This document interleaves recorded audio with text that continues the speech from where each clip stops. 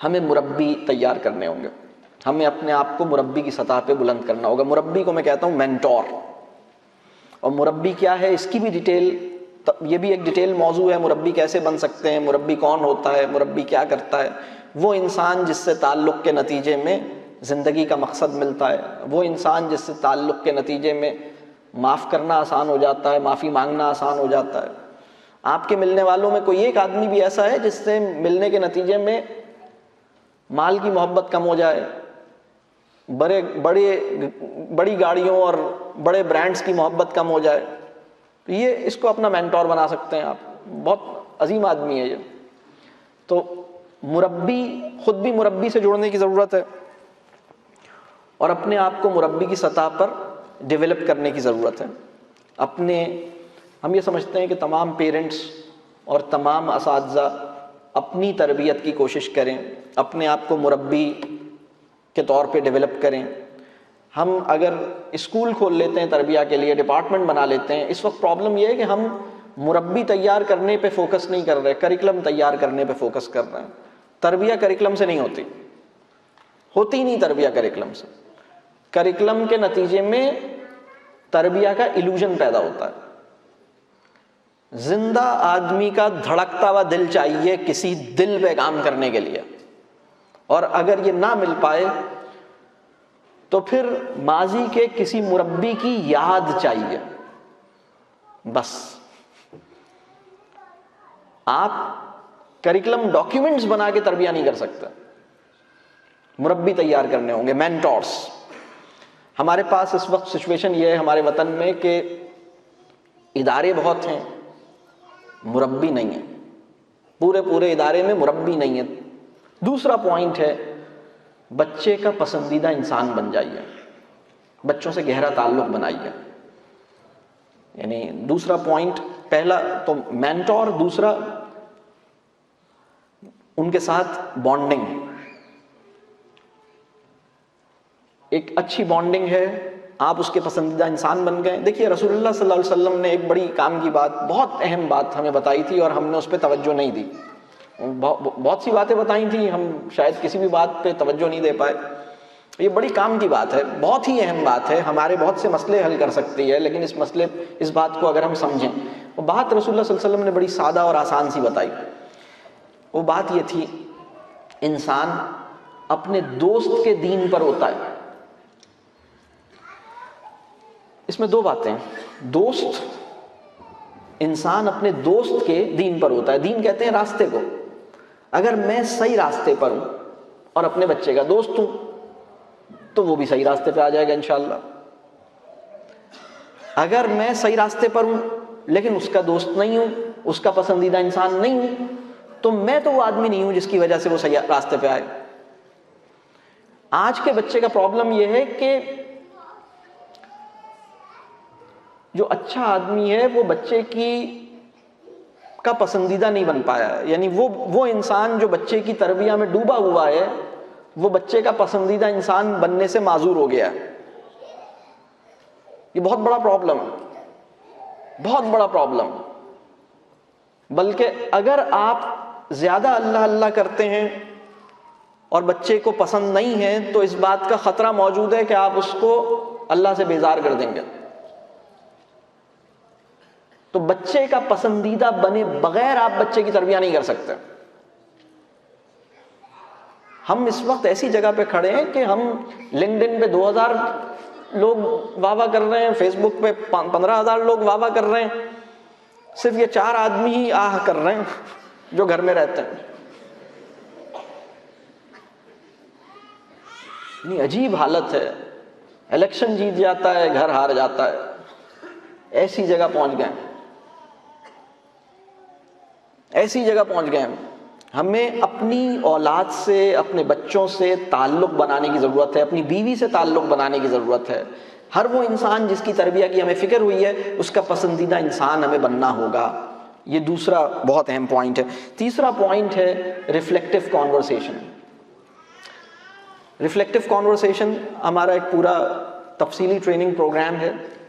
بہرحال اگر اللہ ممکن بنائے وہ 30 آورز کی ڈیٹیل ٹریننگ ہے کہ وہ کون سے موضوعات ہیں، گفتگو کیسے ہو، مکالمہ کیسے ہو۔ آج کے معاشرے کا مسئلہ یہ ہے کہ مکالمہ مر گیا ہے اور دھونس دندنا رہی ہے. ہم یہ کہتے ہیں کہ مکالمے کا احیاء یعنی ریوائول آف کانورسیشن، اس کی ضرورت ہے. باتیں اگر نہیں ہو رہی اور لیکچر ہو رہا ہے، نصیحت ہو رہی ہے.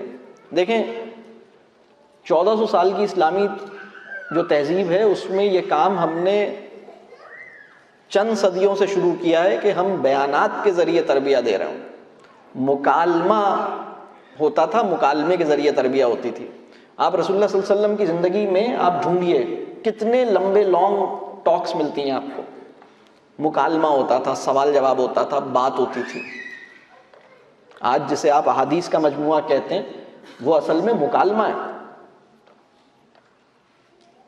تو کانورسیشن جو ہے وہ ریوائیو کرنی ہوگی، بات چیت کرنی ہوگی. آپ جب پسندیدہ انسان بنیں گے تو بچہ آپ سے بات کرے گا، اور وہ بات پھر کیسے کی جائے، کیا کی جائے، باتوں کو کہاں لے کے جایا جائے، سوالات کو کیسے چینلائز کیا جائے، وہ موضوعات کیسے اٹھائے جائیں جو واقعی اٹھانے کے ہیں. مثال کے طور پر ایک موضوع ہے نیڈز اینڈ وانٹس. نیڈز کیا ہوتی ہیں، وانٹس کیا ہوتی ہیں؟ نیڈز امپورٹنٹ ہوتی ہیں یا وانٹس امپورٹنٹ ہوتی ہیں؟ یا پرپس آف کریشن اور ایم آف لائف، یہ دونوں کیا چیزیں ہیں؟ بہت سارے بچے پروفیشن کو ایم سمجھ کے زندگی گزارتے ہیں. بہت سارے موضوعات واضح نہیں ہیں. بیوٹی اور فیشن میں کیا فرق ہے؟ یہ کرنے والا ڈسکشن ہے. کامیابی کسے کہتے ہیں؟ یہ کرنے والا ڈسکشن ہے. لیکن باتیں تو نہیں ہو رہی. تو باتیں کرنی ہوں گی، مکالمہ کرنا ہوگا. چوتھا پوائنٹ ہے خود احتسابی، سیلف اکاؤنٹیبلٹی کی فکر. دیکھیے وہ بچہ جس نے اپنی ماں یا اپنے باپ کی آنکھوں میں آخرت کے تذکرے پہ، ان کی آنکھوں میں نمی محسوس کی ہے، ان کی آواز میں رقت محسوس کی ہے، اس کا آخرت پر ایمان پیدا ہوتا ہے. آخرت پہ مضمون لکھوانے سے آخرت پہ ایمان نہیں پیدا ہوتا، آخرت پہ مضمون پیدا ہوتا ہے. بہت فرق ہے اس بات میں. تو یہ جو آج کے بچے کا پرابلم یہ ہے کہ وہ یہ سوچتا ہے کہ یہ آدمی جو ہمیں صبح شام اللہ سے ڈراتا رہتا ہے، یہ اللہ سے ڈرتا کیوں نہیں ہے؟ اللہ کا تذکرہ ہم نے ڈرانے کے لیے تو کیا ہے، ڈرتے ہوئے نہیں کیا.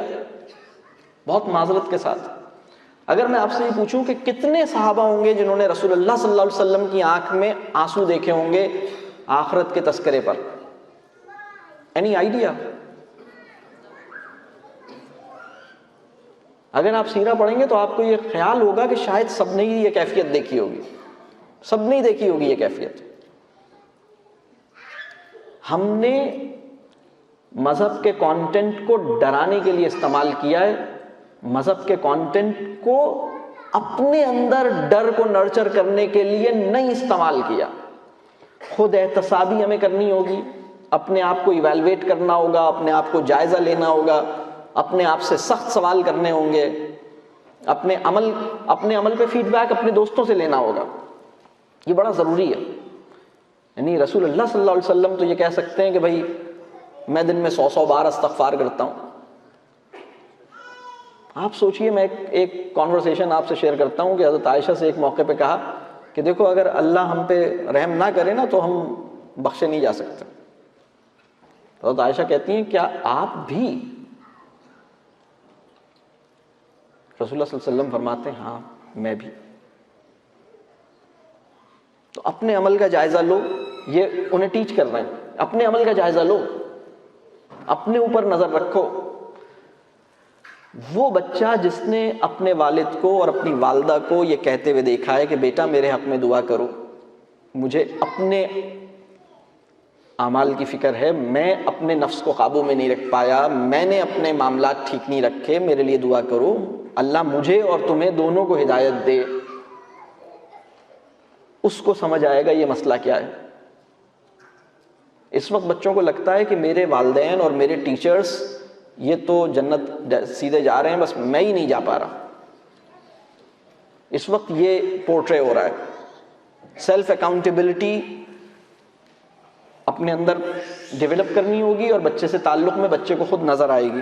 5واں پوائنٹ ہے نالج کا جو سورس ہے ان سے جڑیں، اصحاب علم سے بھی جڑیں، الکتاب سے بھی جڑیں اور اچھی کتابوں سے بھی جڑیں۔ تو یہ نالج کے جو سورسز ہیں، نالج کے جو بڑے سورسز ہیں، ان سے جڑنا ہماری ضرورت ہے۔